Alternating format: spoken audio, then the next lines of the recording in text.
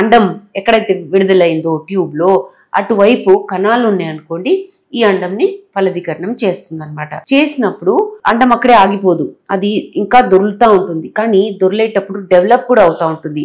So దాన్ని day 0, day 1, day 2, day 3 అంటారు. అప్పుడు 4 cells, 8 cells, 16 cells అలాగా అవుతూ ఉంటుంది, కానీ దొర్లుతా ఉంటుంది. ప్రతి భాగంలో దాని రిక్వైర్మెంట్ అంటే మనం తినే ఆహారం ఏజ్ బట్టి పెరుగుతూ ఉంటుంది కదా, అలాగా దానికి కూడా ఆహారం నీడ్స్ పెరుగుతుంటాయి, అవసరాలు పెరుగుతుంటాయి. అది దొర్లుతా గర్భసంచిలోకి వచ్చినప్పుడు అది అతుకుతుంది, అతికి బేబీ లాగా ఫామ్ అవుతుంది.